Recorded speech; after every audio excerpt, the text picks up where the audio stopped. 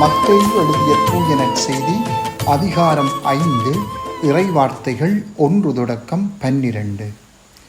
அக்காலத்தில் இயேசு மக்கள் கூட்டத்தைக் கண்டு மலை மீது ஏறி அமர அவருடைய சீடர் அவர் அருகே வந்தனர்.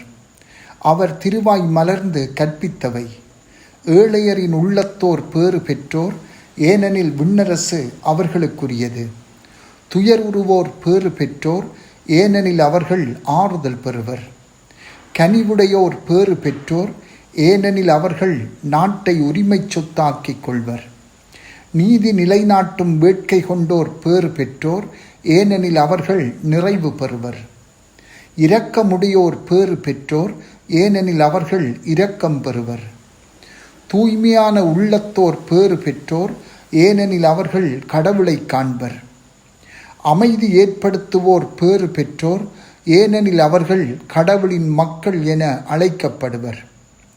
நீதியின் பொருட்டு துன்புறுத்தப்படுவோர் பேறு பெற்றோர், ஏனெனில் விண்ணரசு அவர்களுக்குரியது. என் பொருட்டு மக்கள் உங்களை இகழ்ந்து துன்புறுத்தி உங்களை பற்றி இல்லாதவை பொல்லாதவையெல்லாம் சொல்லும்போது நீங்கள் பேறு பெற்றவர்களே. மகிழ்ந்து பேறு வகை கொள்ளுங்கள், ஏனெனில் விண்ணுலகில் உங்களுக்கு கிடைக்கும் கைமாறு மிகுதியாகும். இவ்வாறே உங்களுக்கு முன்னிருந்த இறைவாக்கினர்களையும் அவர்கள் துன்புறுத்தினார்கள்.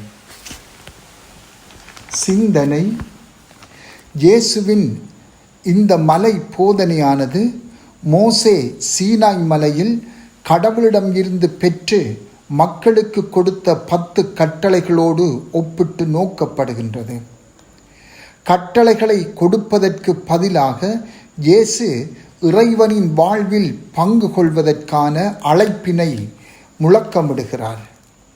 இங்கு சொல்லப்படுகின்ற பேறுகள் வெறும் ஒழுக்க நெறிகள் அல்ல, அவற்றுக்கு மேலாக இறை அருளுடன் ஒன்றித்து வாழ்பவர்கள் அடையும் பேரின்பத்தை காட்டுகின்றன.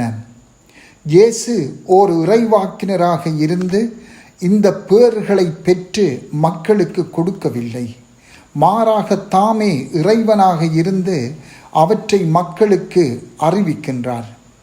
கற்பலைகளிலே பொறிக்கப்பட்டவையாக அல்லாமல் அவருடைய வார்த்தையை நம்பிக்கையோடு ஏற்றுக்கொண்டவர்களின் உள்ளத்திலே பொறித்து வைக்கின்றார். கடவுளால் மோசேயினூடாக கொடுக்கப்பட்ட கட்டளைகளை இலகுவாக விளங்கிக் கொள்ள முடியும். ஆனால் இயேசு அருளிய பேறுகளை கடவுள் அருளும் அருளால் மட்டுமே விளங்கிக் கொள்ள முடியும். இதனால் தொடக்கத்தில் அவை சவால் நிறைந்தவையாக இருக்கலாம்.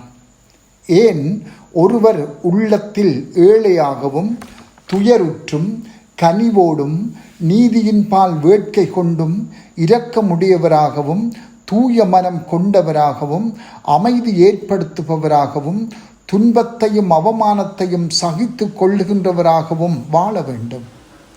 ஏனென்றால் இத்தகைய வாழ்வை வாழ்பவர்களுக்கே கடவுளின் அரசு அருளப்படுகின்றது. அவர்கள் இறை ஆறுதலை பெறுகின்றார்கள், நிறைவடைகின்றார்கள், இரக்கத்தை பெறுகின்றார்கள், கடவுளை காண்கின்றார்கள், கடவுளின் பிள்ளைகள் என்று அழைக்கப்படுகின்றார்கள், விண்ணகத்தில் பெரும் செல்வங்களை பெற்றுக்கொள்கின்றார்கள்.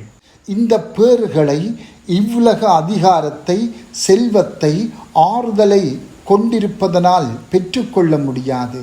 மாறாக ஆன்மீக வறுமை, தாழ்ச்சி, நீதிக்காக துன்புறுதல் ஆகிய வாழ்வு முறையினூடாகவே அடைந்து கொள்ள முடியும். இவைகள் உலக எதிர்பார்ப்புகளை தலைகீழாக மாற்றி உலகின் பார்வையில் மிகச் சிறியவர்களாக தோன்றுபவர்களை கடவுளின் பார்வையில் பெரியவர்களாக காட்டுகின்றன. இந்த முரண்பாடுகளை ஏற்று வாழும் கிறிஸ்துவின் சீடர் ஒருவர் பலவீனம் என்று தோன்றுவதை உண்மையில் தெய்வீக வலிமைக்கான பாதை என்பதையும், இழப்பு என்று தோன்றுவதை நிலைவாழ்வை பெற்றுக்கொள்வதற்கான வழி என்பதையும் கண்டுகொள்ளுகின்றான். மகிழ்ச்சியாக இருக்க விரும்புகின்றோமா? நிச்சயமாக விரும்புகின்றோம். பலர் மகிழ்ச்சியின்மையை அனுபவித்து துயரத்துக்கு வழிவகுக்கும் செயல்களில் ஈடுபட்டாலும் நாம் எடுக்கும் ஒவ்வொரு முடிவும் மகிழ்ச்சிக்கான நமது உள்ளார்ந்த ஏக்கத்தால் உந்தப்பட்டே எடுக்கின்றோம். இது மனித இயல்பு. உன்னால் மகிழ்ச்சியாக இருக்க விரும்பாமல் இருக்க முடியாது. மகிழ்ச்சியை அடைவதற்கான திறவுகோல் உண்மையான பாதையை கண்டுகொள்வதாகும். இந்த இயல்பான ஏக்கத்தை கடவுளே நம் உள்ளங்களில் வைத்திருப்பதனால் அதன் நிறைவுக்காக நாம் அவரையே நாட வேண்டும். அதற்கு அவர் அளிக்கும் பதிலே இந்த பேறுகள் ஆகும். மகிழ்ச்சியை அடைய வேண்டும் என்ற எமது விருப்பத்தை இன்று சிந்திப்போம். இந்த மகிழ்ச்சியை அடைந்து கொள்ள நாம் மேற்கொள்ளும் வழிகளவை? உலகம் காட்டும் வழிமுறைகளா அல்லது ஆண்டவர் அருளும் பேறுகளா? செபம். ஆண்டவரே, உமது ஞானத்தால் எங்களை நிரப்பியருளும்.